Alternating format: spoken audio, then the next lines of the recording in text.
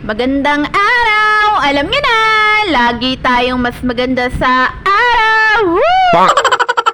Anyways, kaganapan nga yan kahapon dahil piyesta nga sa aming barangay at eto nga ang aking napakabait na biyanan na siyang punong abala kapag piyesta nga dito sa aming barangay. Tuwing piyesta nga ay hindi nga pwedeng walang handa itong bahay ng biyanan ko dahil puntahan nga lagi ito ng bisita at ang naghahanda nga dito at gumagastos ay yung anak nga niyang bunso na mag-asawa at yung biyanan ko naman ang punong abala talaga sa pagluluto at pag-aasikaso ng mga ihahanda nila. Bale magkatabi nga lang ang bahay namin dito sa bahay ng biyanan ko kaya kapag may bisita nga yung mister ko ay dumidiretso na nga rin dito sa mga biyanan ko. Dumiretso naman ako dito sa bahay nila Kuya Kiko na kamag-anak ng biyanan ko. Napakasarap din puntahan ng bahay na to kapag may handaan dahil napakababait din naman ng mga tao dito at welcome na welcome din talaga kung sino yung gustong pumunta. Marami nga rin silang bisita at meron pa ngang batang makulit na huling-huli sa akto na dumudukot ng pritong manok.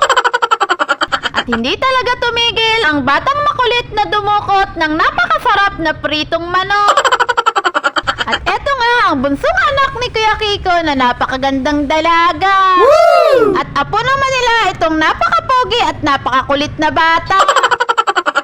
Maya-maya naman ay umuwi na nga rin ako at dahil marami na nga bisitang dumadating ang biyanan ko ay pinalitan ko nga muna siya sa pagpiprito nitong handa nilang rebosado. At habang nagluluto ay syempre pardalapang din ang person. Grabe, napakasarap talagang kumain, Nyosme.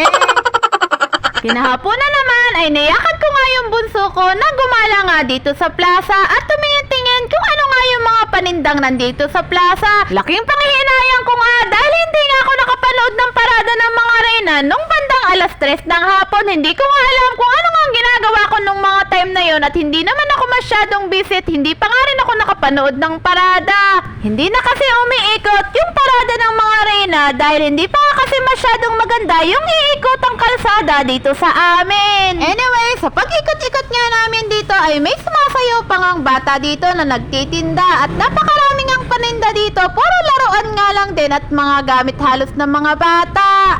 At syempre, bukod sa mga laruang pambata ay marami nga rin mga pagkain na mabibili rin dito.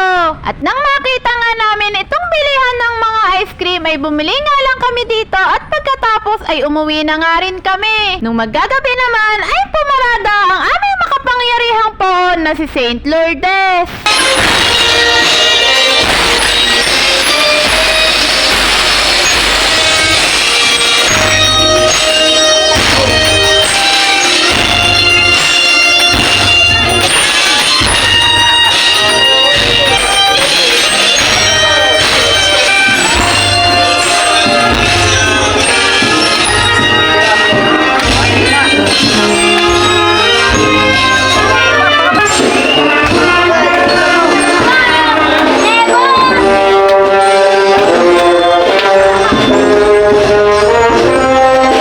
Yun lang, salamat!